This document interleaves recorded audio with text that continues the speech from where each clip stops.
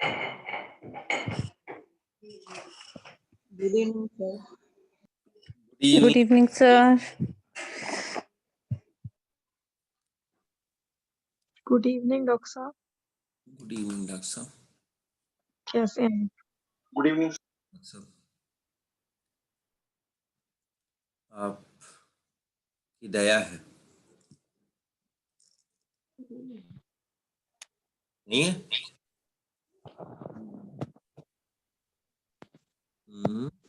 वैसे general knowledge में है तो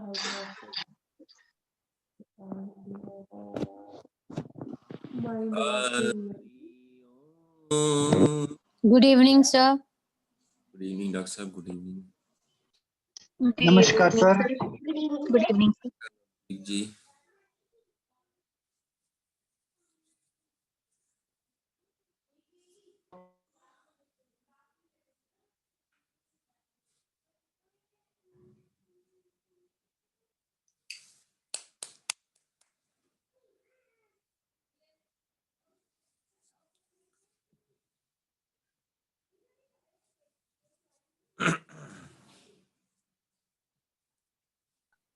प्रणाम sir.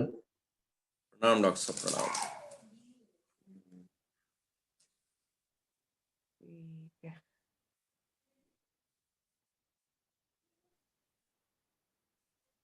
Good evening sir.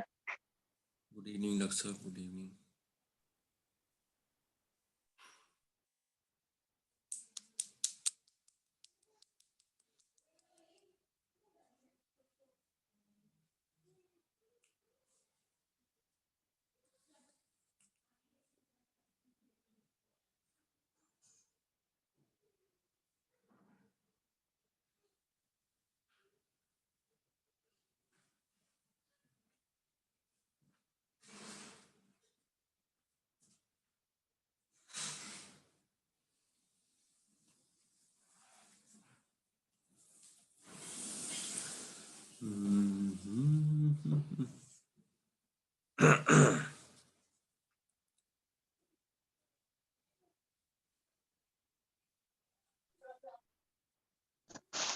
Good evening sir. Good evening जी। Good evening.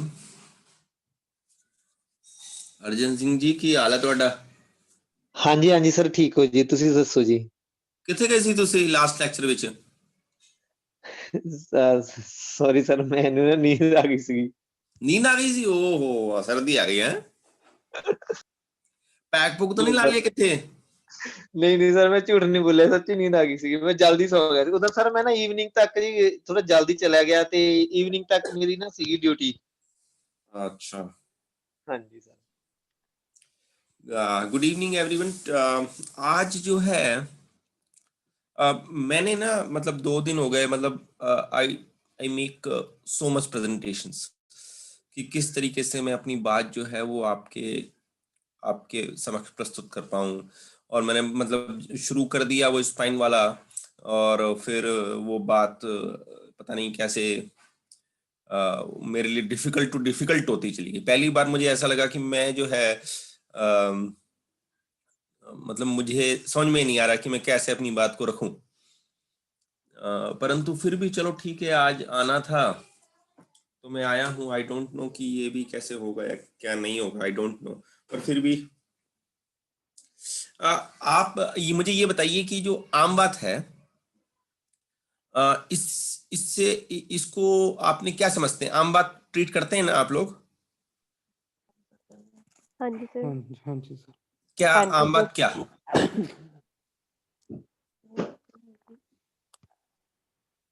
मतलब आम बात को आप क्या समझ के ट्रीट करते हो? मान लो, क्योंकि यूजुअली हम ऐसे ही करते हैं ना कि भाई जैसे कि आपने संदिग्ध बात था तो ऐसा कह दिया, आम बात है तो ये कह दिया।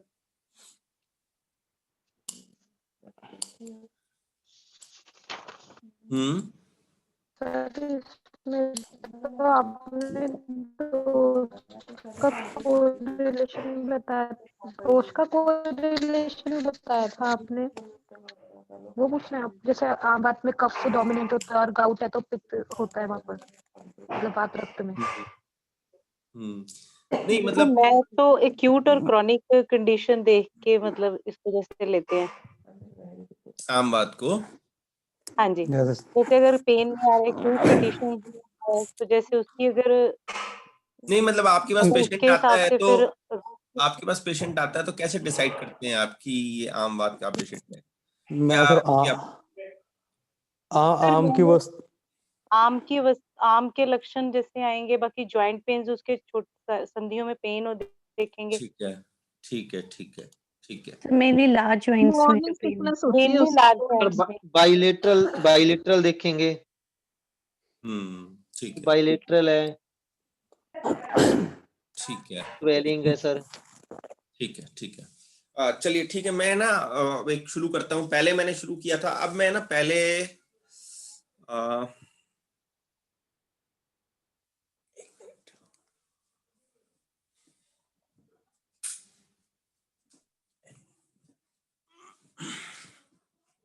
पंखा चालू कराया मैं, वो एक्चुअली थोड़ी सी गर्मी लग रही थी मुझे। ये शेयर हो गई आपको? हाँ जी हाँ जी सर। जी सर। पहले मैंने ना आम बात पर सोचा था, पर फिर मुझे ऐसा लगा कि मैं ना पहले आपको आम समझा दूं, ठीक है, कि एक्चुअली में आम क्या है।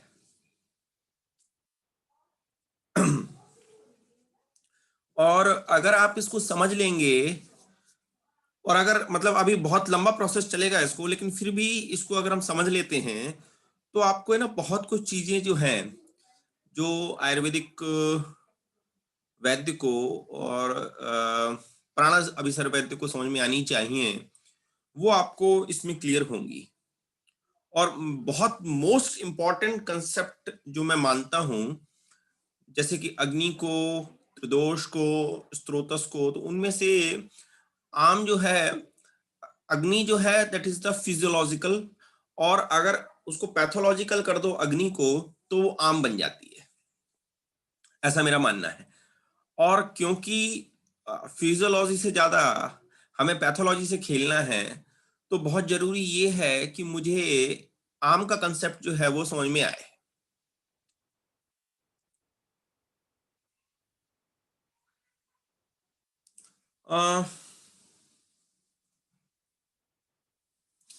आम के बारे में ये कहते हैं कि द वर्ड आम इज ड्राइव्ड फ्रॉम आम्यते ईशत पच्यते। इट मीन्स कि विच अंडरगॉन स्लाइट पाक, यानी कि जो ईशत माने थोड़ा सा, पूरा नहीं पका, जो क्या पढ़ आम्यते ईशत पच्यते, यानी कि जो थोड़ा सा ही पचा या जिसका थोड़ा सा ही पाक हुआ। और पाक माने क्या? पाकः च अग्नि संयोगात काला अवस्था व वस्तु परिणाम विशेष। पाक क्या है? कि द चेंजेस occurring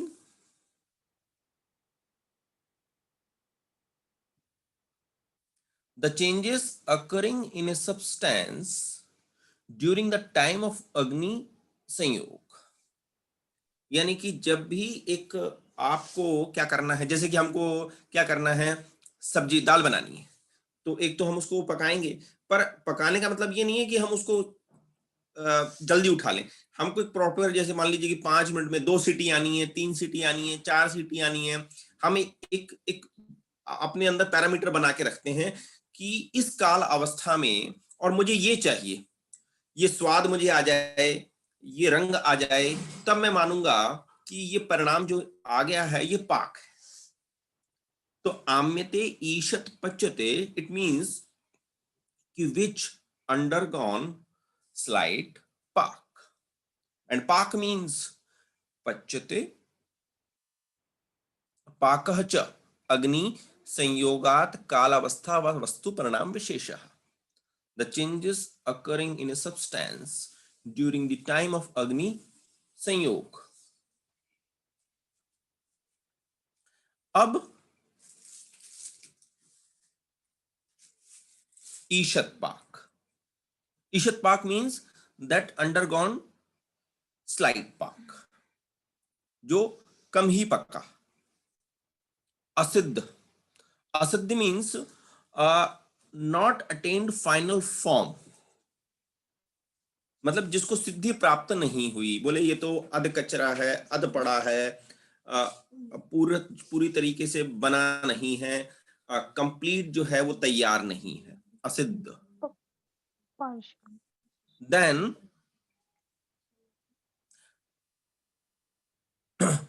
पाक रहिते,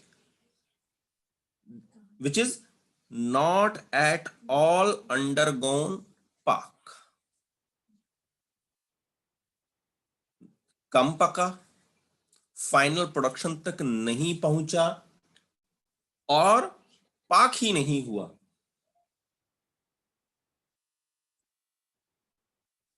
अपक्वम, पार्शियली कुक्ड, इमैच्योर्ड। व्यासत्तम, व्यासत्तम का मतलब क्या है कि इरेगुलरली और इम्प्रॉपरली कुक्ड। तो आम को समझना बहुत इंपॉर्टेंट है। आपको क्या मतलब, जो आपके दिमाग में जो पिक्चर है उसको थोड़ा सा हम ब्रॉडर सेंस में ले जा रहे हैं। आम्यते ईशत पच्यते, यानी कि जो पका नहीं सही तरीके से। पकना माने क्या कि आपको एक तो उसको अग्नि पर पकाना है और एक पर्टिकुलर टाइम के अंतर्गत उसमें जो स्पेसिफुल रिजल्ट्स आ जाए, कलर आ जाए, गंध आ जाए और वो सिद्धि को प्राप्त हो जाए। अगर वो नहीं आ रहे हैं तो हमने उनको आम की कैटेगरी में रख दिया, उनको हमने ईशत पाक कहा, असिद्ध कहा, पाक रहिते कहा, अपक्वम कहा और व्यासत्तम कहा। देन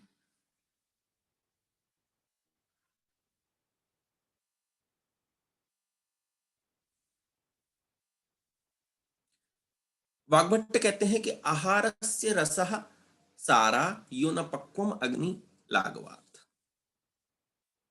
आहार रस resulted due to hypofunctioning of Agni.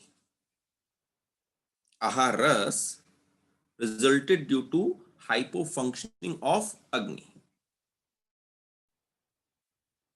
तो क्या मतलब है इसका कि अग्नि की कमी के कारण जब आहार रस जो है वह नहीं पक्व हुआ। अब हम क्या समझते हैं कि यहां पर इसके बाद जो इंपॉर्टेंट बात है वो ये कि द फर्स्ट धातु, दैट इज द फर्स्ट धातु। अब मैं आपसे पूछूं कि यहां पर एक मिनट, ये इंपॉर्टेंट है, आप सबने पढ़ी है, ऊपर वाली हो सकता है शायद ना पढ़ी हो, कि ऊष्मणो अल्प बलत्वेन धातुम आद्यम अपचितम दुष्ट आम अमाशय गतम रसम आमम प्रचक्षते। मीन्स कि ऊष्मणो अल्प बलत्वेन, ऊष्मा की अल्पता के कारण, अग्नि हाइपोफंक्शनिंग अग्नि के कारण आद्य धातु अपचित रह गई और अमाशय में जो रस था उसकी संज्ञा आम है। अब यहां पर क्या हो जाता है कि हम क्या समझ जाते हैं इस बात को कि भाई जो रस धातु है वो अपचित रह गई ना। यहां से आपने क्या समझना है कि आहार रस जो है वो अपचित रह गया। और थोड़ा सा फिजियोलॉजिकली हम इस बात को एकदम क्लियर कर लें कि वो ये कह रहे हैं कि धातुम आद्यम अपचितम, तो मतलब कि आप धातु जो पाक होने वाला है, यानी कि जो धातु व्यापार शुरू होने वाला है वो नहीं हो पाएगा। और आहार रस जो है दैट इज कॉल्ड काइल। तो वो जो काइल है वो जो है उसको हम क्या कह रहे हैं कि यह सही तरीके से फॉर्म नहीं हुआ और हम इसको आम की संज्ञा दे रहे हैं। ठीक है। अब यानी कि वो क्या है कि ऊष्मा की अल्पता के कारण अग्नि जो थी वो कम थी, तो आपने जो आहार रस, जो आपने आहार लिया, वो आहार रस जो था उसको हमने कायल की संज्ञा दी, और वो कैसा रहा? अपचित रहा। वो रस, रस धातु नहीं, टिश्यू नहीं, आहार रस, दैट इज कायल। तो आपने एक दिमाग में बात डालनी है कि भाई ये आम जो है दैट इज कायल, और जो आम जो कहां उत्पन्न होगा? स्टमक में उत्पन्न होगा। अब उसके बाद वो क्या कहते हैं? अमाशयस्थ काय अग्नि दौर्बल्य विपाचिता। अमाशय में स्थित जठराग्नि की दुर्बलता के कारण जो आद्य आहार धातु है, यानी कि आहार रस जो है, उसकी संज्ञा आम है। चरक कहते हैं the undigested food which resulted due to various causes of mandagni attain shuktatva. Shuktatva means fermentation, leading to set of toxic states called amavisha. अब क्या हुआ कि एक तो आपने जो फूड लिया, वो फूड जो है वो विभिन्न कारणों की वजह से मंदाग्नि हुई, और मंदाग्नि के कारण वो सही तरीके से पचा नहीं, और जब वो पचा नहीं तो किसको प्राप्त हो गया? फर्मेंटेड हो गया। वो पड़ा हुआ अधपका जो पार्ट था दैट गॉट फर्मेंटेड, और वो जो फर्मेंटेड पार्ट था वो अब क्या हुआ? सर्कुलेशन में जब गया तो कैसे गया? आम विष के रूप में वो गया। तो ये बात भी मेरी समझ में आ गई कि यार ये कंडीशंस जो हैं वो कैसी रहेंगी कि एक तो क्या होगा कि आपने जो खाना लिया वो आहार रस था वो अपच रह गया। अब ये जो जो अपक्व आहार रह गया ये पड़ा रह गया, और पड़ा रहने के कारण कैसे किसको प्राप्त हो गया? शुक्तत्व को। शुक्तत्व माने फर्मेंटेड हो गया, जिसके कारण इसमें क्या होने लगा? दुर्गंध आने लगी, और बहुत ही स्टीकी हो गया, क्योंकि मल रूप में ये कन्वर्ट हो गया, और इसने संपूर्ण शरीर को क्या कर दिया? सदन यानी कि स्तंभित कर दिया, या उसको सही तरीके से जो शरीर है वो सही तरीके से काम नहीं कर रहा। तो अब मैं इतनी परिभाषाएं मैंने देख ली कि भाई अग्नि जो है वो सही तरीके से पचा नहीं रही, तो क्या कारण है इसका?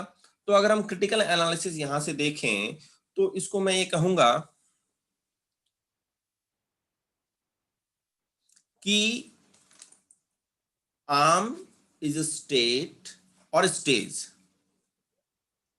condition of a substance resulting in the process of pak on subjecting to agni. आम क्या है? आम is a stage or condition of a substance resulting in a process of pak on subjecting to the agni before attaining its final transformation. अब आपको ये बात कैसे समझ में आएगी कि जब अपन आहार लेते हैं तो जब अमाशय में आता है, फिर पच्चमानयशय में आता है, और पक्वाशय में आता है। पक्व आशय यानी कि पक्वाशय से पहले अन्न कैसा था? आमावस्था में था। पच्चमानयशय में कि अभी पक रहा है। अमाशय, आम प्लस आशय, अनडाइजेस्टेड फूड का स्थान, यानी एक तो ये स्टेज है और ये फिजियोलॉजिकल प्रोसेस में आएगा भी। क्लियर है इस बात को कि भाई ये फिजियोलॉजिकल प्रोसेस थी कि अमाशय, पच्चमानाशय और पक्वाशय। तो हम ये कह रहे हैं कि ये एक स्टेज है और एक कंडीशन है, लेकिन ये बहुत जरूरी है कि ये जो मैंने खाना लिया है ये कम से कम इसको फाइनल ट्रांसफॉर्मेशन पर यहां पहुंचे, अदरवाइज ये क्या रह जाएगा? ये आम रह जाएगा, पकता रह जाएगा, या अमाशय में रह जाए। पक्वाशय में पहुंचता है तो ये कैसे पहुंचना चाहिए कि पूर्णतः पक्व होकर पहुंचना चाहिए। तो आम इज अ स्टेज और condition of a substance resulted in a process of pak on subjecting to the agni before attaining its final transformation. अब फाइनल ट्रांसफॉर्मेशन किस सेंस में, तो उसके सेंस जो है वो अलग अलग अलग होंगे।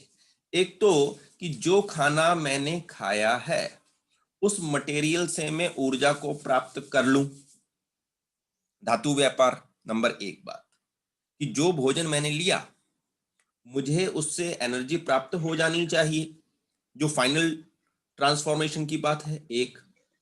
नंबर दो कि नया टिश्यू जो है वो बन जाना चाहिए, धातु निर्माण, धातु व्यापार, धातु निर्माण। तो अवस्था, फॉर्म, सिद्धि, और अगर अवस्था को प्राप्त नहीं हुआ मेरा भोजन, सिद्धि को प्राप्त नहीं हुआ, और दूसरी अवस्था यानी कि नए टिश्यू में परिणत नहीं हुआ और मुझे उस खाने से एनर्जी नहीं मिली, तो मैं उसकी संज्ञा क्या दूंगा? आम। सिंपली हम यह कह सकते हैं कि आम is the precursor state of substance in transformation. अब आम जो है वो कहां कहां हो सकता है? आम condition can be formed at any level of अग्नि। आम किस अग्नि सन्निकर्ष जहां भी हो रहा है वहां पर, यानी कि जठराग्नि के लेवल पर, भूताग्नि के लेवल पर और धात्वाग्नि के लेवल पर, इन तीनों लेवल पर आम का निर्माण होगा। तो उस स्टेज को मैं आपको समझाने की कोशिश कर रहा हूं।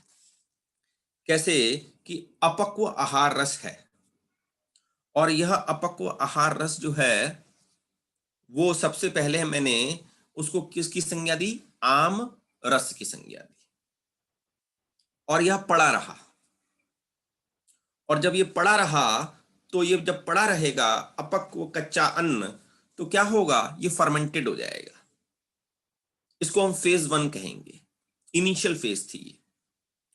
और ये आमरस पड़ा रहा, उसके पश्चात इट इज, जब फेज 2 में आ गए हम, तो अब ये और पड़ा रहा। पहले फर्मेंटेड हुआ, फिर ये बहुत देर तक पड़ा रहा, फेज 2 में आ गए हम, जो कि इंटरमीडिएट फेज है। अब मैं इसको कह रहा हूं आम दोष। अपक्व आहार रस था, इट कन्वर्टेड इन आमरस, देन इट कन्वर्टेड इनटू आमदोष, फिर ये और देर तक जब पड़ा रहा, इट इज कन्वर्टेड इनटू आमविष। तो फर्स्ट वन इज आमरस, then it is converted into amadosh, and this apakwa ahar ras in the third stage convert into the amavish। तो ये तीन कंडीशंस को आपने समझना है। आम दोष की अवस्था में दोष दुष्टि severe enough to cause disease. पहले में क्या होगा? संचय हुआ, आपको लगेगा कि तत्र संचितानाम खलु दोषानाम, स्तब्ध पूर्ण कोष्ठता, वात के कारण, पीतावभासता पित्त के कारण, और आलस्य गौरव बिकॉज ऑफ कफ के कारण संचय हुआ। फिर ये पड़ा रहा, एक कन्वर्ट किस में हो गया? आम दोष में, और फिर ये फाइनल स्टेज में आकर क्या बन गया? आमविष। और जब ये टॉक्सिन बना तो ये संपूर्ण शरीर में फैल गया। अब सवाल ये होता है कि अगर मैं इस आम को मॉडर्न फिजियोलॉजी से समझना चाहूं तो कैसे समझूं? तो आपने क्या करना है, थोड़ा ध्यान से सुनिए इस बात को, कि any factor that which entered into body not able form part and parcel of the tissue that is an exogenous even after subject to Jatragni, not able to become an endogenous substance, that particular object can be called as arm, which we commonly call it is antigen।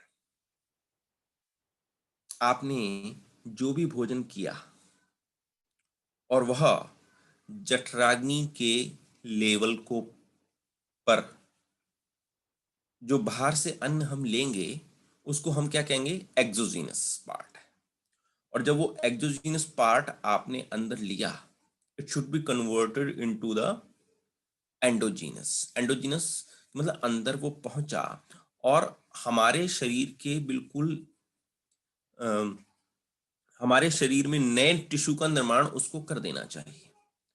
परंतु यदि वो नहीं कर पा रहा है तो हम उसको क्या कहेंगे, हम कहेंगे एंटीजन या विजातीय द्रव। अब एंटीजन को मैंने क्या दे दिया, आम की संज्ञा दे दी और इसको विजातीय द्रव कहा। एंटीजन इज ए विजातीय द्रव विच ट्रिगर्स मैनी रिएक्शन लाइक आम। अब एंटीजन क्या है, antigen is usually A protein polysaccharide which is not digested in GIT because of मंदाग्नि। मंदाग्नि के कारण जो गैस्ट्रोइंटेस्टाइनल ट्रैक्ट है उसमें हम भोजन को नहीं पचा पाए, जिसके फलस्वरूप एक प्रोटीन पॉलीसेकेराइड मॉलिक्यूल बन गया। A larger protein polysaccharide molecule is formed और ये किस में आ गया, इनटू द सर्कुलेशन, ये टॉक्सिन। और जो बिगर मॉलिक्यूल है, a bigger molecule of amino acid और an split molecule have to access into circulation which is called antigen. तो we can consider antigen as a arm. Number 2, a microbe may be a bacteria or virus or any microorganism. You can say corona itself. कोई भी a microbe may be a bacteria or virus or any microorganism through any route of entry. It do access into circulation and spreads over in tissue and reaches a target cell that is also be considered arm. अब ये बहुत बड़ी बात है, इसको आपने बहुत अच्छी तरीके से समझ लेना है कि अगर कोई बैक्टीरिया, वायरस या अन्य कोई जीवाणु भी जब शरीर में प्रवेश करता है और सर्कुलेशन में जाकर टारगेट सेल को पकड़ लेता है, तो उसकी संज्ञा भी क्या होगी, आम होगी। क्यों? क्योंकि अगर अग्नि सही होती, सम कंडीशन में होती, तो there is no chance of survival of these microbe, whether it is a bacteria or virus. अगर हमारी अग्नि ठीक है तो किसी भी रूट से वो पहुंचा हो, वह जो है हमारी अग्नि के द्वारा, समअग्नि के द्वारा उसको पाचित कर दिया जाएगा। पर यदि अग्नि मेरी सम नहीं है, वो कैसी है, हाइपोफंक्शन में है, सही तरीके से काम नहीं कर रही है, तो वो जाकर आम विष के रूप में संपूर्ण शरीर में फैल जाएगा और टॉक्सिन को उत्पन्न करेगा अपने विजातीय व्यापार के द्वारा। अब कैसे कैसे माइक्रोऑर्गेनिज्म हमारे अंदर प्रवेश कर सकते हैं कि यदि ओरल रूट से गया तो वहां पर क्या होगा कि गैस्ट्रिक जूस जो है वो क्या करेगा कि इस माइक्रो ऑर्गेनिज्म को किल कर देगा। और आपने ओरल रूट्स के द्वारा नहीं गया, वो किसके द्वारा गया, इनहेलेशन के द्वारा गया।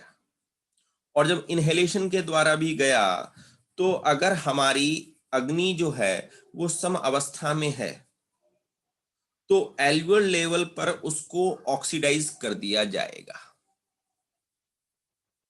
और अगर वहां पर भी मंदाग्नि है तो बैक्टीरिया जो है वो सर्कुलेशन में चला जाएगा। यानी कि एक्सोजीनस पार्ट जिसको हम एंटीजन कह रहे हैं, that is a protein polysaccharide. और वो प्रोटीन पॉलीसेकेराइड जो होता है वो किसी सेल, टारगेट सेल पर जाकर अटैच हो जाता है और आपको विभिन्न प्रकार के किसी जहां पर जिस पर्टिकुलर सेल पर जाकर वो अटकेगा वहां पर रोक कर देगा। कुपिता नाम ही दोषा नाम शरीरे परिधावताम, यानी कि टॉक्सिन जो है वो पूरे शरीर में घूम रहा है। कुपिता नाम कुपित हुआ दोष, कुपिता नाम ही दोषा नाम शरीर, पूरे शरीर में। और यत्र संग ख वैगुण्यात्, ख यानी कि टारगेट सेल, उस पर्टिकुलर टारगेट सेल को वो क्या कर देता है, अटैक कर देता है, और वहां पर एंटीजन जो है वहां पर पहुंच जाता है और क्या कर देता है, रोग को उत्पन्न कर देता है।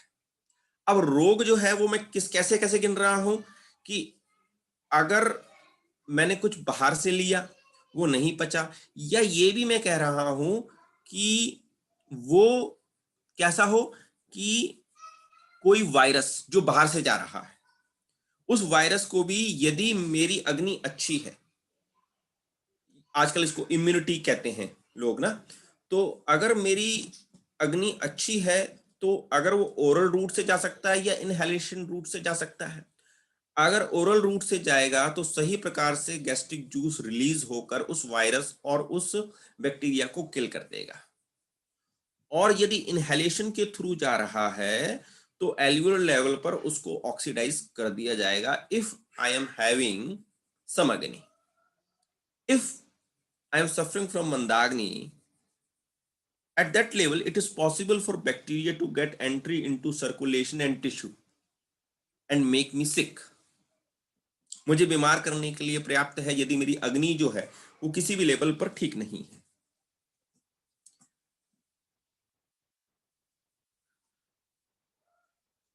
आम निदान, तो अब मैं उस आम का निदान कैसे करूं? आम is the pathogen resulting due to dysfunctioning of Agni. Any factor which disturbs the Agni directly or indirectly. It means there are two causes of Am, direct and indirect. Ab we know there are 4 Agnis, Sam, Visham, तीक्ष्ण and मंदाग्नि। और हम क्या कह रहे हैं, what we are saying that ऊष्मो अल्प बलत्वेन धातुम आद्यम अपचितम। तो I have to exclude तीक्ष्ण अग्नि because of पित्त। तीक्ष्ण अग्नि जो कि क्योंकि वो तो हाल किल कर देगी, पचा देगी, इट मीन्स कि out of 4 समग्नि is a healthy agni, out of 3 we have to exclude तीक्ष्ण अग्नि। Now Vishamagni and Mandagni have the power to create Am in our body, and in the end it's Mandagni who caused the Mandagni who caused the Am in our body। तो इस बात को मुझे अच्छी तरह से समझ लेना है कि जो मंद अग्नि है उसको, और विषम अग्नि है, लेकिन विषम अग्नि जो है उसका कंसेप्ट मैं आपको अभी बताता हूं कि वो कहां से आम उत्पन्न करेगा, लेकिन हम तीक्ष्ण अग्नि को एक्सक्लूड कर रहे हैं, बाहर कर रहे हैं। अब यहां पर डायरेक्ट और इनडायरेक्ट कॉज का क्या मतलब है कि सबसे पहले तो क्या होगा कि डायरेक्ट इन्फ्लुएंस होगा अग्नि पर, जिससे मंदग्नि उत्पन्न हुई और उस मंदग्नि के फलस्वरूप आमोत्पत्ति उत्पन्न हुई। That is the direct cause. दूसरे में क्या होगा कि सबसे पहले दोष जो है वो प्रकोपित होंगे, और दोष के प्रकोपित होने से क्या होगा कि अग्नि जो है वो मंद होगी, और अग्नि के मंद होने के फलस्वरूप आमोत्पत्ति होगी। There are 2 different causes of Amnidan. The first one is direct and second one is indirect.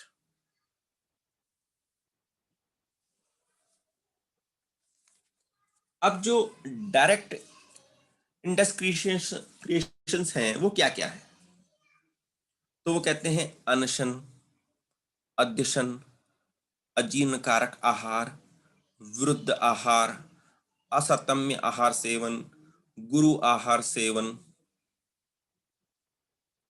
शीतल आहार seven, excessively dry dehydrated food, putrid food intake, अप्रिय पदार्थ सेवन, विषुब्ध आहार सेवन, विदग्ध आहार सेवन,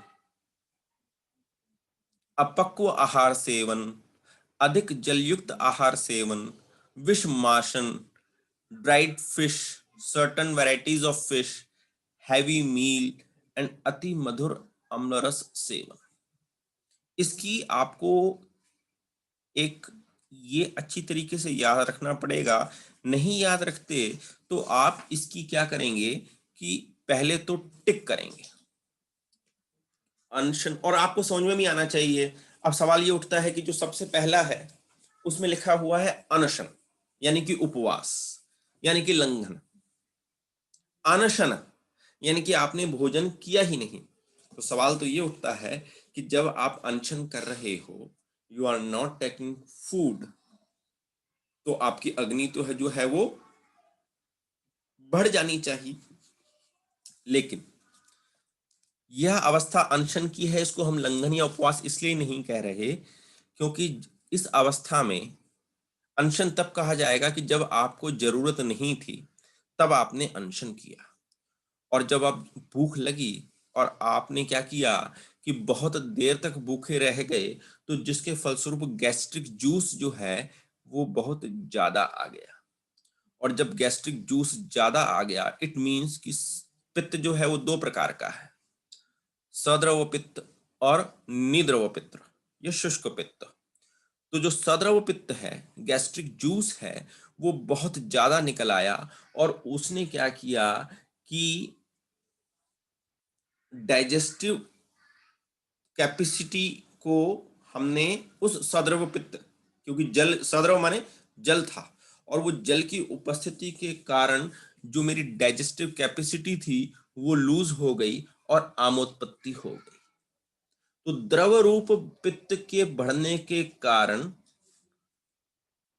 मैं जो है वो भोजन को सही तरीके से नहीं पचा पाया, और द्रव रूप पित्त के बढ़ने के कारण ऊष्मा जो है वो बुझ गई, और क्या हुआ, जो फायर को मैं पूर्ण रूप से इग्नाइट या प्रज्वलित नहीं कर पाया, जिसके फलस्वरूप क्या हुआ कि मंदाग्नि उत्पन्न हो गई।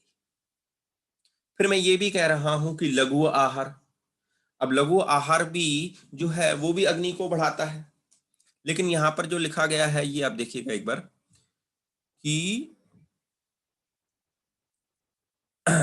एक्सेसिवली ड्राई और डिहाइड्रेटेड फूड, जो कि वातकारक या लघु आहार के अंतर्गत आता है। तो अगर आप लघु आहार भी ज्यादा लेते हैं, और अगर ये क्या हो जाता है, अगर आपने ज्यादा मात्रा में लघु आहार भी ले लिया तो it becomes heavy to some अग्नि, लीडिंग टू अग्नि मांद्यता एंड आमोत्पत्ति। तो इसलिए जो विरुद्ध आहार का कंसेप्ट है एक, वो आपके दिमाग में बहुत अच्छी तरीके से रहना चाहिए। इसके बाद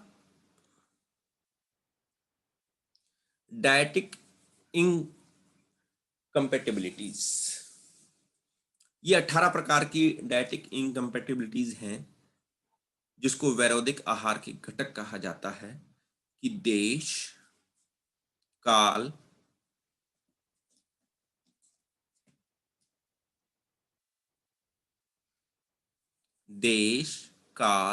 अग्नि, मात्रा, सातम्य और वातादि दोष, संस्कार, वीर्य, कोष्ठ, अवस्था, कर्म, परिहार, उपचार, पाक, संयोग, हृत, संपद और विधि विरुद्ध। इस प्रकार से यदि मैं 18 प्रकार से ये जो है आम को उत्पन्न हो सकता है, ये वैरोधिक आहार के घटक है। सही तरीके से उसको संस्कार नहीं किया गया, उष्ण और शीत वीर मिला दिए, कोष्ठ जो था वो विरुद्ध था, अवस्था विरुद्ध था, क्रम विरुद्ध था कि भाई पहले मीठा खा लिया फिर जो है तीखा खा लिया, या तीखा मीठा मिलाकर मिक्स खा लिया, तो क्रम विरुद्ध जो है ये 18 प्रकार जो है वैरोधिक आहार के घटक जो है वो मुझे देखने पड़ेंगे। तो ये आवाज ऊपर खटखट बहुत हो रही है। विरुद्ध चेष्टा, तो ये आपको एक बार समझ लेना चाहिए कि विरुद्ध आहार और विरुद्ध ये जो इस है, इसको, इस लाइन को बहुत अच्छी तरीके से आपने समझ लेना है। पावलोव भी कहते हैं अपनी फिजियोलॉजी में कि gastric juice varies in both amount and composition with the food eaten. Greater amount of juice are produced in response to meat. Meat means guru ahar, and small amounts is response to lagu ahar. The duration of secretion and the time during which food remains the stomach also becomes longer as the quantity of food increases. This reminds the popular demand and supply theory. जितना भोजन गुरु होगा, अमाशय में भोजन उतनी ही देर रुका रहेगा, आमावस्था में रहेगा, और उस आमावस्था में देर तक रुकने के कारण उसमें एक तो गैस्ट्रिक जूस जो है वो ज्यादा आएगा, और जब गैस्ट्रिक जूस ज्यादा आएगा, सद्रव पित्त की अवस्था ज्यादा आएगी, वो अग्नि को हाइपो फंक्शनिंग की स्थिति में ले आएगी, और वह हाइपो फंक्शनिंग में रखा हुआ अन्न के शुक्त यानी कि पुट्रिफिकेशन और फर्मेंटेड होने की संभावना उतनी ज्यादा रहती है। लघु अन्न क्योंकि बहुत जल्दी पच जाता है, इसीलिए जो गैस्ट्रिक जूस है वो सही अमाउंट में रहकर भोजन को पाचित कर तुरंत अमाशय से पश्चिमाशय में और फिर पक्वाशय में, और इस प्रकार से धातु व्यापार को सही तरीके से संपादित करता है।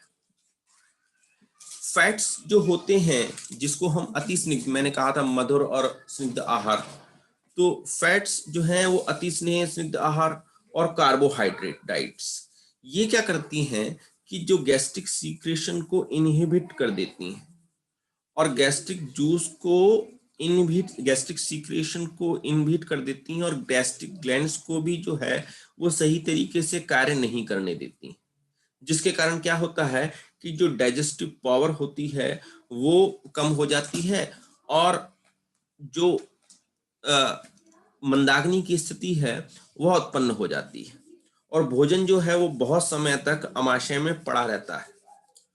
लंबे समय तक रुकने के कारण क्या होता है कि जो मंदाग्नि उत्पन्न हुई है वो किससे उत्पन्न कर रही है? शुक्त तत्व को उत्पन्न कर रही है, पुट्रिफिकेशन की स्थिति उत्पन्न कर रही है। इस बात को हमें अच्छी तरीके से ध्यान में रखना है। अब उसके बाद एक बात और कि इसमें कोई टॉपिक, हाँ,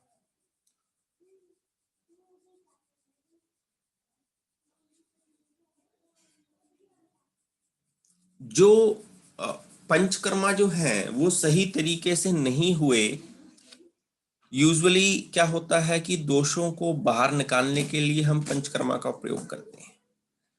अब यह पंचकर्मा जो है वो सही तरीके से नहीं हुआ, तो जब सही तरीके से नहीं हुआ तो उसकी दो कंडीशन हो सकती हैं, एक तो अयोग की कंडीशन हो सकती है और एक अतियोग की कंडीशन होती है। अयोग की कंडीशन में क्या होता है कि जो औषध द्रव्य होता है जो एडमिनिस्ट्रेट किया हमने, वो कोष्ठग्नि पर लोड बन जाता है, क्योंकि वो निकला नहीं, कोष्ठ में पड़ा रह गया, और जब वो कोष्ठ में पड़ा रह गया तो वो कोष्ठग्नि पर भार हो गया और उसने मांद्यता, अग्नि मांद्य की स्थिति उत्पन्न कर दी, जिसके फलस्वरूप आमोत्पत्ति हो गई। ठीक है ना, जो आप दोष को सही तरीके से निकाल नहीं पाए, और जो एडमिनिस्ट्रेटेड डोज थी वो भी कोष्ठ में पड़ी रह गई, जिसने क्या किया, अग्नि मांद्यता की स्थिति उत्पन्न कर दी, और क्या हुआ कि आप आमोत्पत्ति हो गई। दूसरी कंडीशन हो सकती है कि अतियोग हो गया। अब जब अतियोग हो जाता है तब क्या होगा कि द्रव धातु जो है वह बहुत ज्यादा बन जाएगी, जिसके फलस्वरूप क्या होगा कि अल्प अग्निता उत्पन्न हो जाएगी, और जो अल्प अग्नि है वो उसको हम संसर्जन क्रम के द्वारा जो है वो पुनः बढ़ाने की कोशिश करते हैं।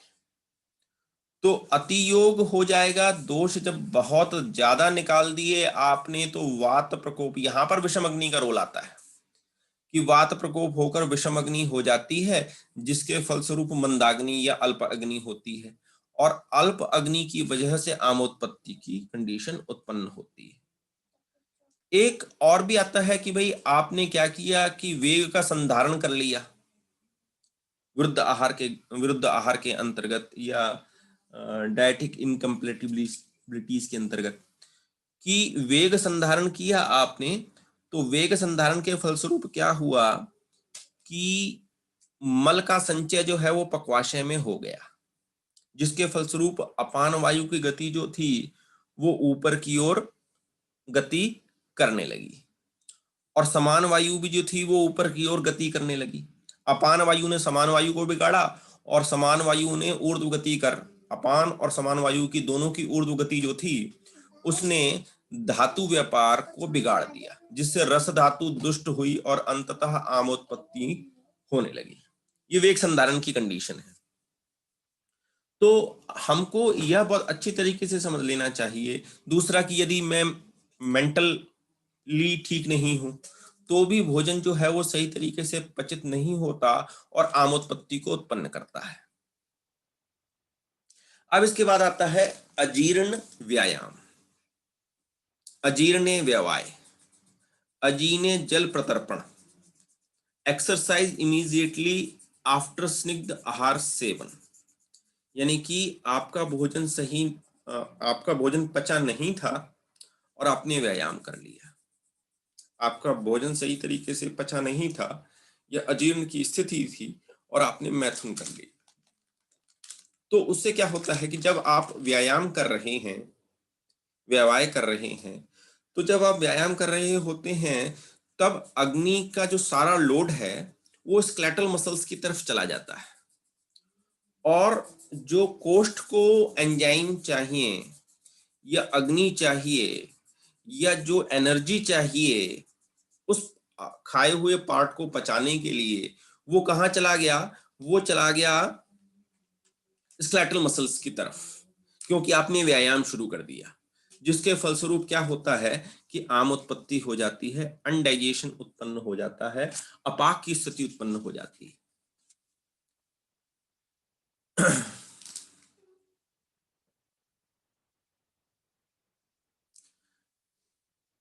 इनडायरेक्ट कॉजेस क्या क्या हो सकते हैं?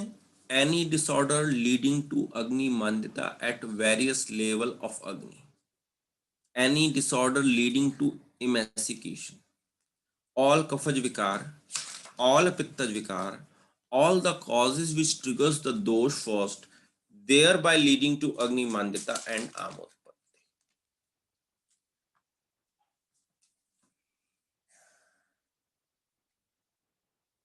अब क्या हुआ कि यूजुअली क्या होता है कि जब भी आदमी इस प्रकार की कंडीशन में फंसता है ना, तो एक विशियस साइकिल में फंस जाता है कि सबसे पहले क्या हुआ ये पता करना मुश्किल हो जाता है। तो हाइपोफंक्शन ऑफ अग्नि थी, मंदाग्नि थी, जिसके फलस्वरूप आम उत्पन्न हुआ, और उस आम के पड़े रहने के कारण जब टॉक्सिन फैला तो वो साम रोग में कन्वर्ट हो गया, आम रोग। अब जो साम रोग है वो क्या करेगा? तो अब हमको किसी भी तरीके से इस विशियस साइकिल को तोड़ना है, तो हमें क्या करना पड़ेगा कि भाई आम को कहीं से संप्राप्ति विघटन हो। तो संप्राप्ति विघटन की क्रिया कैसे हो सकती है कि मैं इस अग्नि को क्या कर दूं? बढ़ा दूं, समाग्नि पर ले आऊं, जिसके फलस्वरूप क्या होगा कि आम का निर्माण नहीं होगा, तभी मैं साम रोग से बच पाऊंगा। अगर आप देखेंगे तो 26वें अध्याय में, तो वहां पर चरक ने जहां पर, और विविध शीत पीति अध्याय में, और जहां पर उन्होंने विरुद्ध आहार से उत्पन्न जो है वो 20 ऑफ डिसीजेस का वर्णन कर रखा है, जो कि विरुद्ध आहार से उत्पन्न होती हैं, सामता से उत्पन्न होती हैं। ग्रहणी विकार, यक्ष्मा, ज्वर, गुल्म, मानसिक अवसाद, कामला, उदर शोथ, अतिसार, आमवात, उदावर्त, क्षतक्षीण, infection disorder, lowered metabolic disorders, अर्श और पांडु, शंडिता, आंधता, विसर्प, कैलास, कुष्ठ, शोथ, और इवन ये भी कहा गया है कि भाई आपकी मृत्यु भी हो सकती है इसकी वजह से। तो इस विशिष्ट साइकिल को तोड़ना है तो मुझे अग्नि को प्रदीप्त करना होगा। वात अनुलोमन और अग्नि दीपन का जो कंसेप्ट है वो आपको अपने दिमाग में बहुत अच्छी तरीके से बिठाना होगा। अब कई बार एक बार दिमाग में ये सवाल आता है कि हम आम करते हैं, तो whether arm has got a structure like size, shape and color, or it is purely functional, or it is an interface। तो यहां पर आपने ध्यान में ये रखना है कि arm has got a structure, color, basing on the condition where it is manifested। अब मैं आपको पहले भी बता चुका हूं कि arm is state of a substance resulting in the process of पाक बिफोर अटेनिंग फाइनली। तो अब इसके विभिन्न स्वरूप होते हैं। वो स्वरूप कैसे हैं कि द्रव है, गुरु स्निग्ध है, पिच्छल है, तंतुमय है, अपिक्व है, असंयुक्त है, दौर्गंध्य है, अभिषंध है और स्त्रोतोरोध है।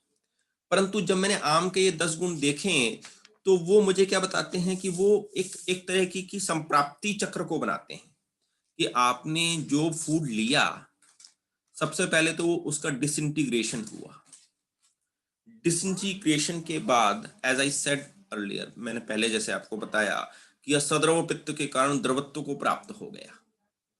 और क्योंकि द्रवत्व में क्या होता है कि स्निग्धता होती है, तो पड़े रहने के कारण गुरु गुण आ जाता है, गुरु प्लस स्निग्ध हो जाता है।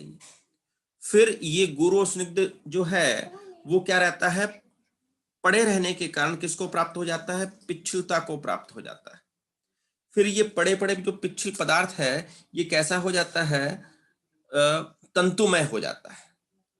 और तंतुमय होने के बाद यानी कि जो इसकी विस्कोसिटी है वो बढ़ जाती है, और जब ये विस्कोसिटी बढ़ जाती है तो ये अपचा रह गया, और अपक्व होने के कारण ये जो है वो असंयुक्त यानी कि किसी के साथ बाइंड नहीं हो पाता, और बहुत देर तक पड़ा रहने के कारण लोनली हो गया, एक जगह विजातीय द्रव्य के रूप में पड़ा हुआ है, तो दुर्गंधता को भी उत्पन्न कर रहा है, और अंततः यह अभिसंधि हो गया, और अभिसंधित होकर इसने क्या किया, स्त्रोतो अवरोध कर दिया।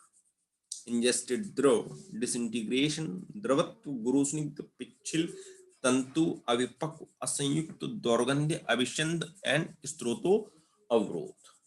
इस तरीके से यह लेवल चलता है, और ये 10 गुण जो हैं वो आम विष के रूप में पूरी बॉडी में फैलते हैं। अब ये किसी भी लेवल पर हो सकते हैं, जीआईटी के लेवल पर भी हो सकते हैं और टिश्यू के लेवल पर भी हो सकते हैं।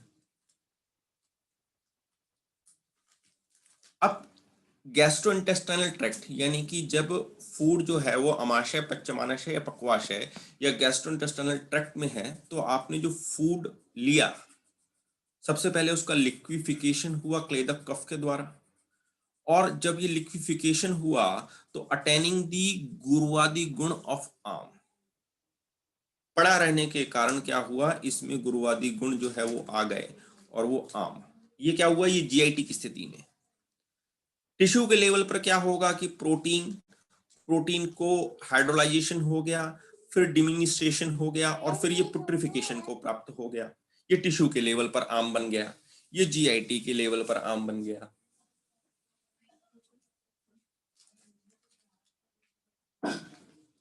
अब सवाल ये उठता है कि मैं आम को कैसे देखूं। तो आम, यहां पर मैंने सिर्फ एक आपके साथ डिस्कस करने के लिए इसको रखा है, आम इज एलर्जिक डिसऑर्डर। एलर्जी क्या है? Allergy is defined hypersensitivity to a physical और chemical agent by the body.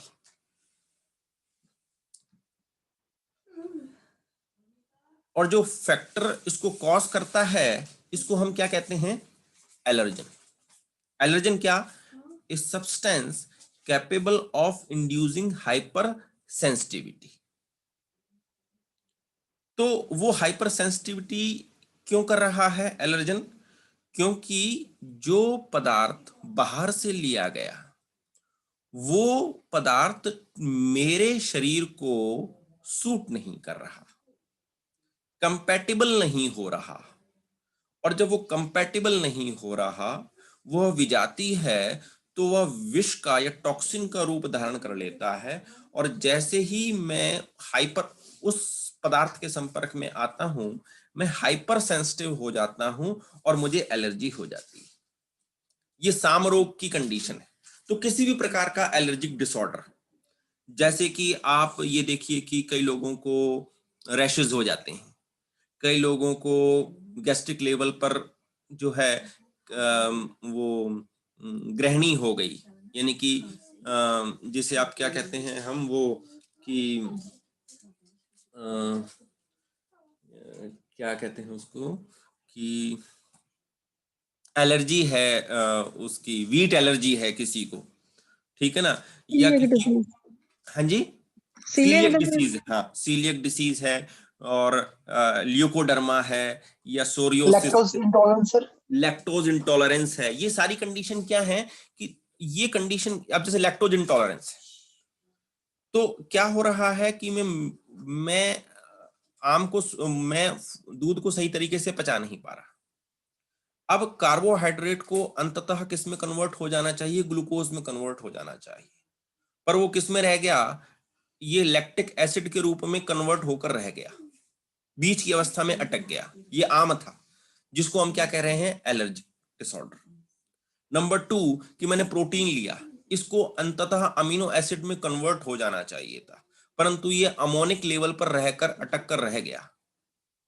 इसको कन्वर्ट हो जाना चाहिए, लेकिन या फिर मुझे एलर्जी करता है।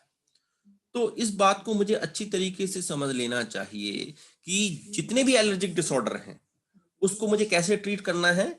उसको मुझे आम रोग या साम रोग की तरह ट्रीट करना है। जैसे ग्रहणी कहा, किलास कहा, कुष्ठ कहा, शांडता कहा, बंधत्व कहा, तो ये सारे जो एलर्जिक डिसऑर्डर हैं, आपकी स्किन पर तुरंत रैशेस आ गए, या आपको खाना आकर तुरंत अतिसार हो गया, आपको वो फूड पच नहीं रहा। क्यों नहीं पच रहा? Because of the hypo functioning of अग्नि। हाइपो फंक्शनिंग ऑफ अग्नि जो हो रही है, वो फाइनल प्रोडक्ट नहीं बना पा रही, और वो जो फाइनल प्रोडक्ट को कन्वर्ट नहीं कर रही, तो जो बीज का पदार्थ है वह विजातीय पदार्थ है, वह आमरस पड़ा रहकर हमारे शरीर में लंबे समय तक जीआईटी के लेवल पर मुझे अल्सर, विसूचिका, कॉलेरा, डायरिया कुछ भी हो सकता है, और मुझे सिस्टमिक लेवल पर पांडु हो सकता है, प्रमेह हो सकता है, शांडता हो सकती है, किसी भी प्रकार का डिसऑर्डर हो सकता है। नंबर 2, एलर्जिक डिसऑर्डर्स को भी जब मैं ट्रीट करता हूं, तो मुझे ध्यान में रखना चाहिए साम रोग का प्रिंसिपल। और साम रोगों में मुझे क्या करना है कि केवल सामता को, यानी अग्नि को मैं यदि बढ़ा देता हूं और वो सामता को मैं सही तरीके से निरामता में कन्वर्ट कर देता हूं, इतने में ही एलर्जी ठीक हो जाती है।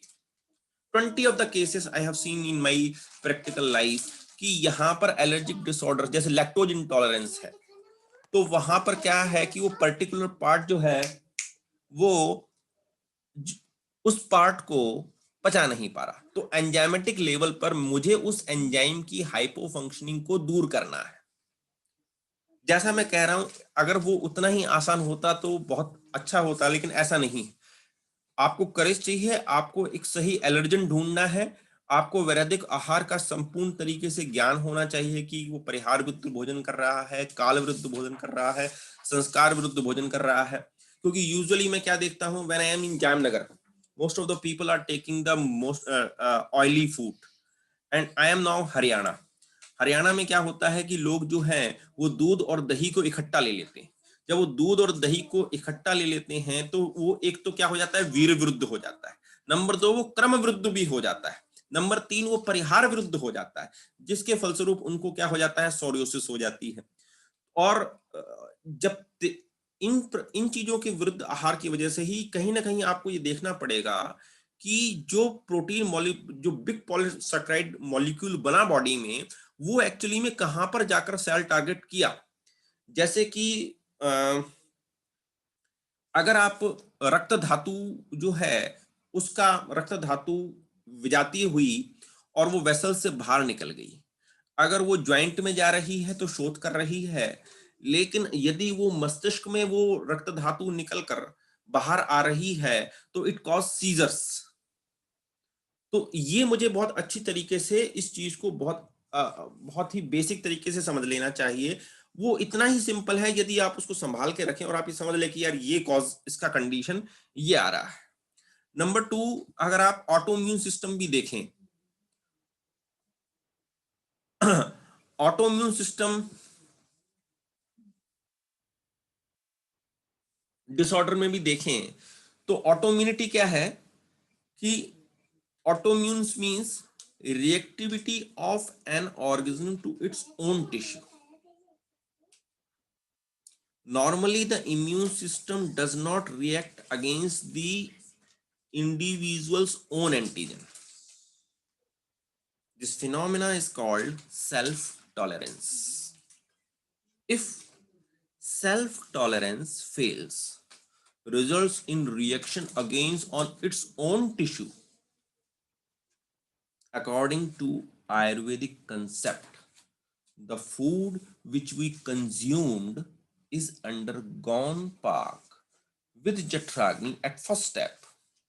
In next step, the material consumed undergoes pak by Bhutagni pak. First is Jatragni, then it comes Bhutagni pak. Specific molecules, that is Nabhasadravya, undergoes pak with Nabhas Agni. Vayava substance gets pak with Vayavagni. Similarly, all Panch Mahabhautik Dravya.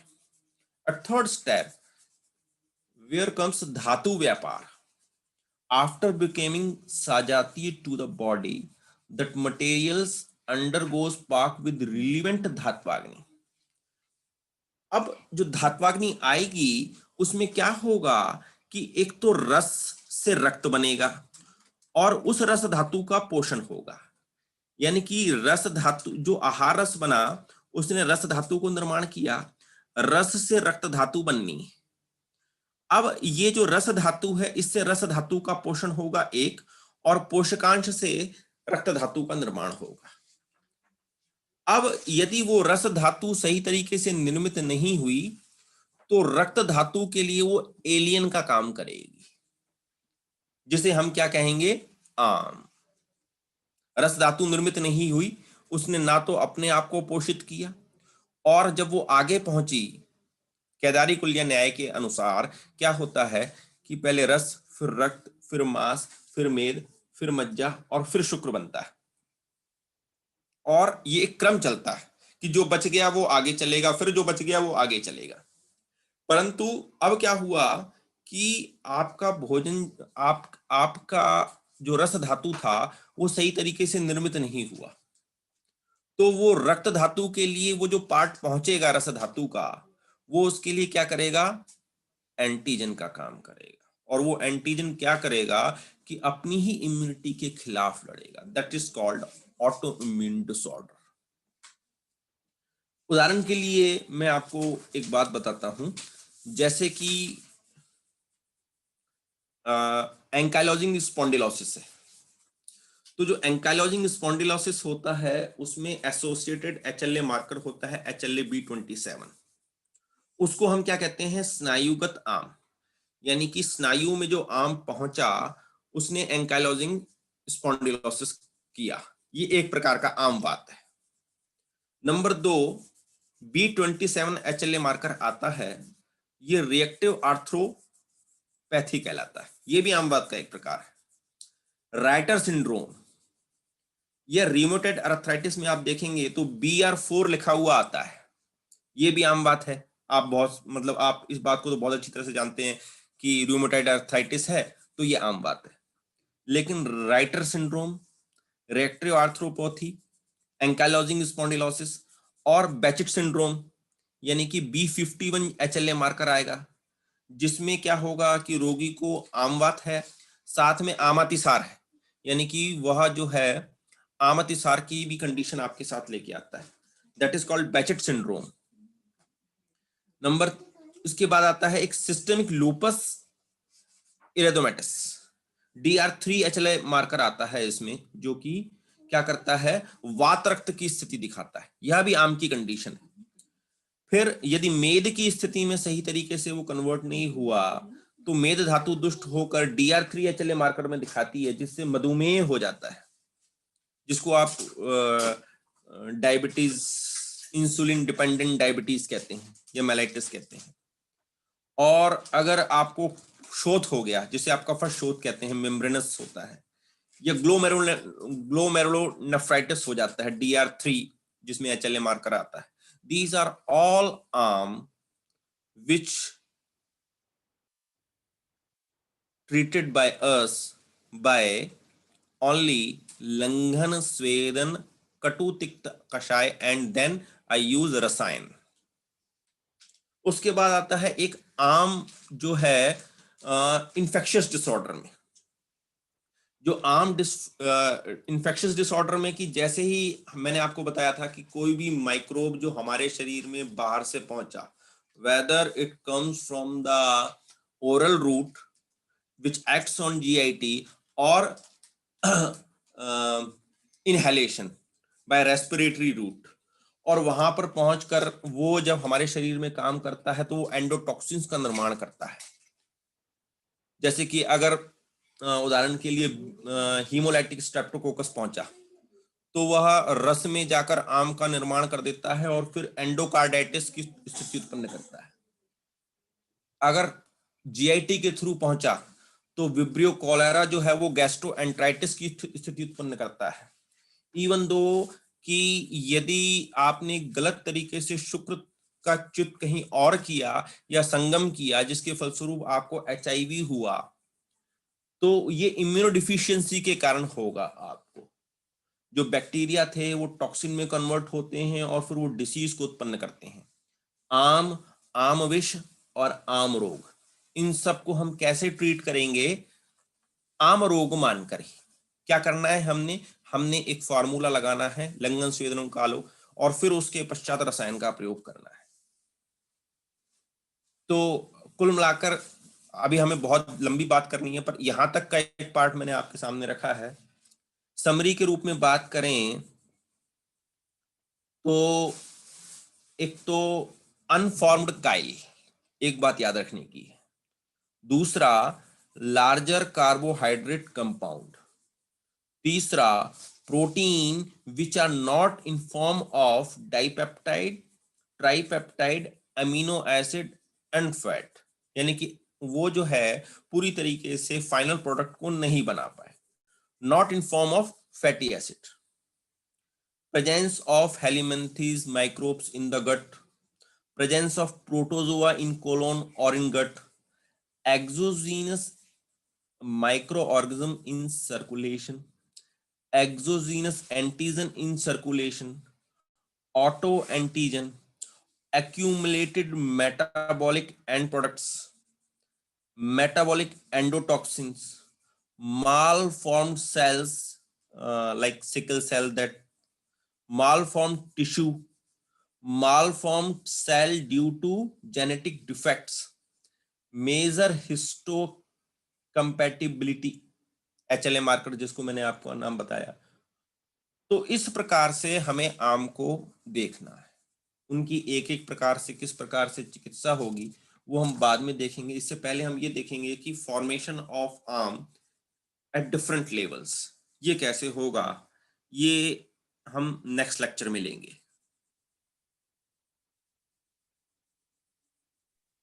Ji sir.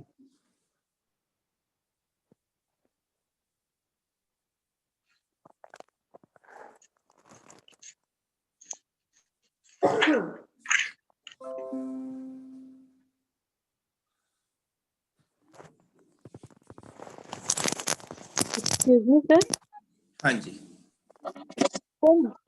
जो ये आम का concept हमने इसमें बोल रहे हैं, आम एलर्जिक डिसऑर्डर्स में, यस सर यस। जैसे कि कोई पेशेंट है क्रिश है मतलब, बट जैसे आजकल विंटर्स में आग जलाते हैं, उनको एलर्जी हो जाती है, तो ये भी हम उसी में आम एलर्जिक डिसऑर्डर्स में ही काउंट करेंगे? बिल्कुल बिल्कुल डॉक्टर साहब, उसमें क्या हुआ कि जैसे ही आप ये ब्राजक पित्त के सामता की कंडीशन में अति उष्णता को प्राप्त हुआ, धुआं हुआ, जिसने आम की स्थिति उत्पन्न करी। ठीक है सर, ठीक है। तो सर उसको जैसे क्रिश है मतलब व्यक्ति है, तो उसको भी वही लंघन स्वेदन से ही हम अब स्टार्ट? देखिए इसमें है ना वही, अब अभी मुझे चिकित्सा पे आने दीजिए ना, चिकित्सा की बात अभी नहीं करेंगे हम। वो हाँ कृष जी। को हमको कैसे संभालना है, तो मैं ऐसा रसायन यूज करूंगा, जैसे मान लीजिए कि हमको इसमें रसायन को भी बहुत और इम्यूनिटी को भी बहुत अच्छी तरीके से देखना पड़ेगा।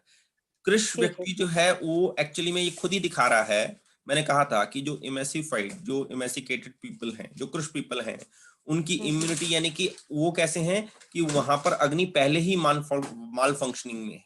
तो हम क्या करेंगे, सबसे पहले उनकी अग्नि को दीप्त करेंगे, ठीक है ना, हाँ जी सर, ठीक है। विदाउट लंघन पर लाए उनको। ठीक है सर। सर एक थोड़ा सा विषम अग्नि के बारे में बताएंगे सर? देखिए क्या होता है कि हम 4 प्रकार की अग्नि को माना गया है।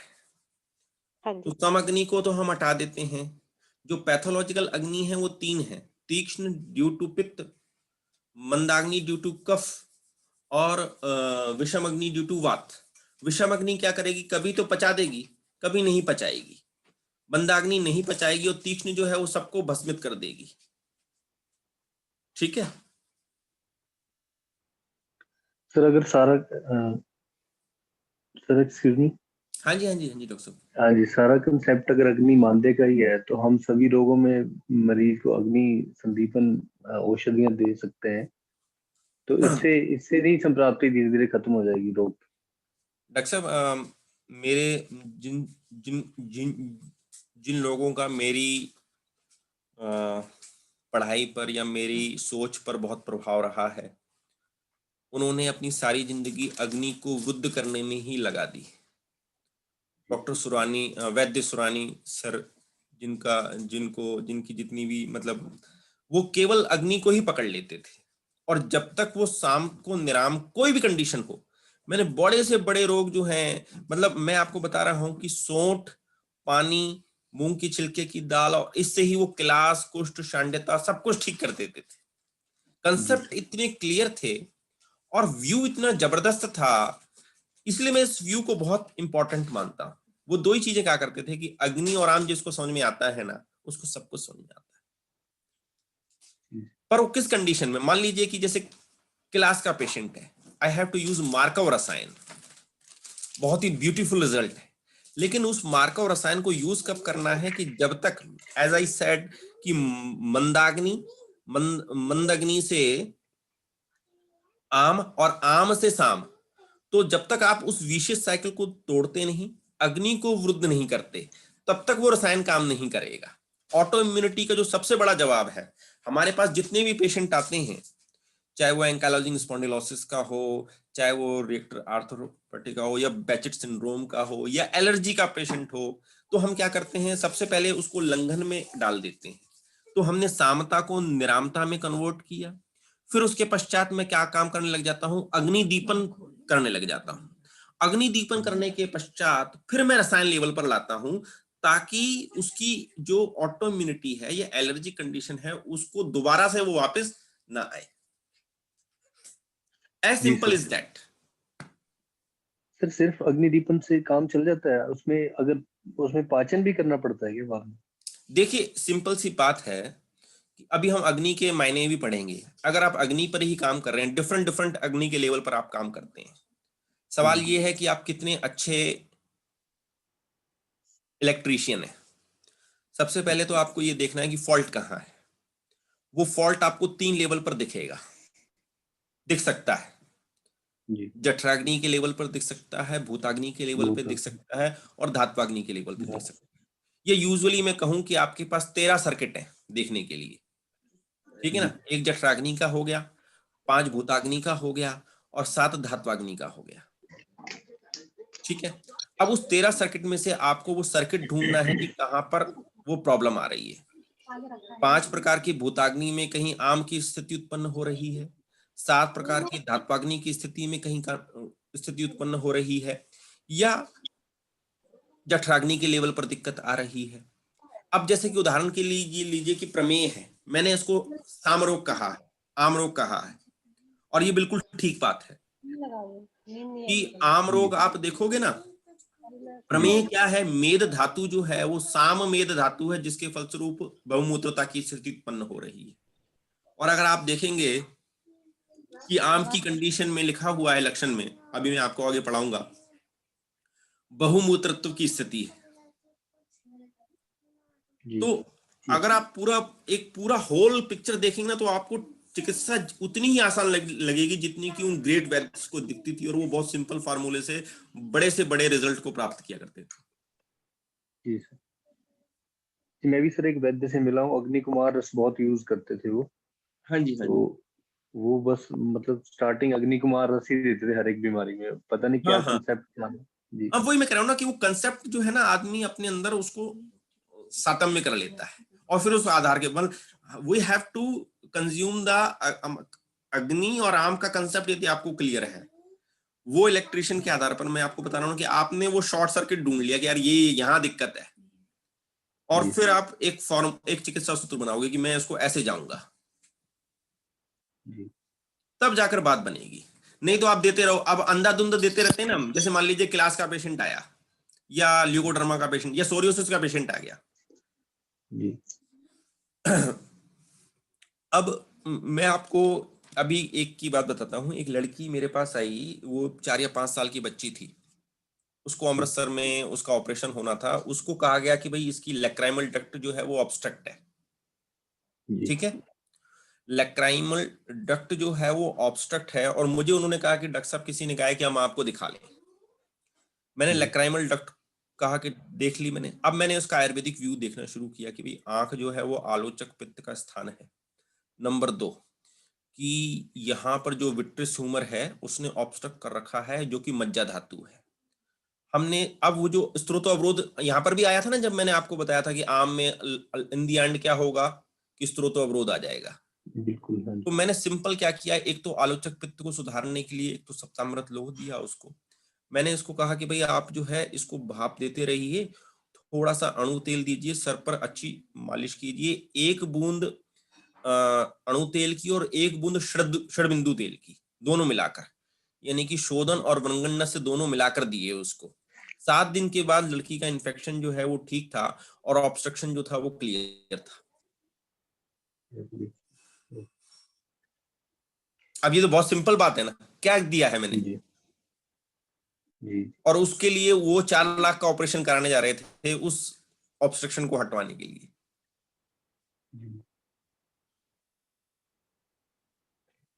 एक सर और बात पूछनी थी।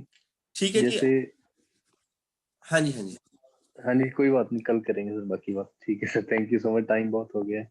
नहीं अगर आपको आप उसमें डाल दीजिए, मैं उसमें आपको आंसर कर देता हूँ। कोई ठीक सर मुझे भी एक ताकि और लोग फ्री हो।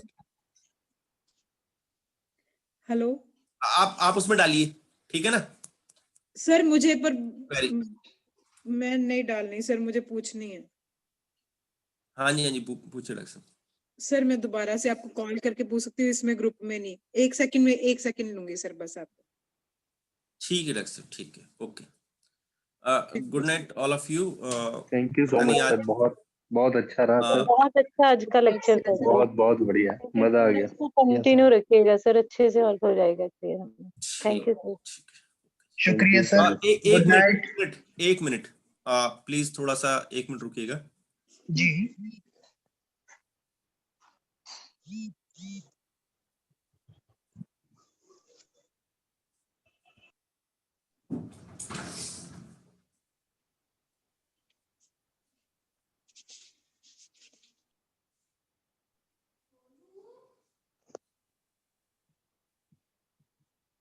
ये आपको आम बात की दिखाई दे रही है? जी सर, दिख रहा है। Yes sir. हाँ जी सर। आपको जब अंजू बाला जी ने परसों डाला था ना कि do we have the class today, तब मैंने ये पीपीटी तैयार कर ली थी।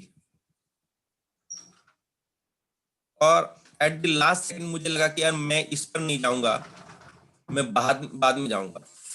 Even though I studied astrology, और उसके बाद फिर मैंने ना इसको कि भाई आम बात किन किन लोगों को हो सकता है, तो मैंने वो ग्रह भी निकाल ली और वो ग्रह की स्थिति क्या होती है वो भी देखी, और उसके लिए कौन सा नग पहनना चाहिए ये भी देखा। और ये देखिए लास्ट बेल तक मैंने कहा इससे पहले मैं जाऊं आपको पढ़ाऊं, इससे पहले मैंने कहा नहीं, मैं चाहूंगा कि मैं आपको शुरू से लेकर आखिरी तक यात्रा कराऊं, कि आम बात को आप रूमेटॉइड आर्थराइटिस ही ना समझें, और कहां से हम क्या क्या ला सकते हैं, किस तरीके से उसको अमेजिंगली ट्रीट कर सकते हैं एट वेरी सिंपल वे। ठीक है ना? तो ये मैं बना चुका था, लेकिन मैंने एकदम इसको बंद किया। फिर दोबारा अभी मैंने 3 प्रेजेंटेशन और बना रखे, लेकिन फिर चौथा प्रेजेंटेशन मैंने बनाया 6:30 बजे कि नहीं इसको यहां से ऐसे ले जाएंगे और यहां से शुरू करेंगे। अभी तो मैं रुक गया क्योंकि जैसे आपने कहा ना कि अग्नि को समझना चाहिए, तो मैं अग्नि से ही एक्चुअली में शुरू करने वाला था। फिर मुझे लगा कि आप लोग कहोगे कि सर ये तो बहुत ही लंबा खींच दिया आपने, तो फिर मैं उसको अग्नि से पहले आम पे ले आया, लेकिन मैं फिर भी बीच बीच में अग्नि के बारे में बात करूंगा आपके साथ। जी सर, ओके, वही तो। Thank you very much. Thank you sir. Thank you, sir. Thank Thank you so much, sir.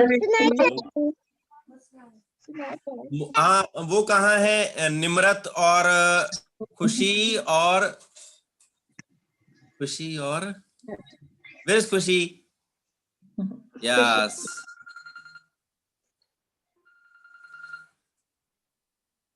एक minute. Good night, sir. Thank good you. Night, एक मिनट रुकना। गुड नाइट बेटा, जी. एक मिनट रुको। Good night, sir. दिया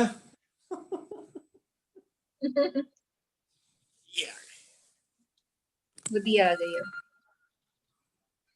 hello दिया, कैसी अच्छी बच्ची। सत श्री अकाल। सत श्री अकाल। हेलो दिया।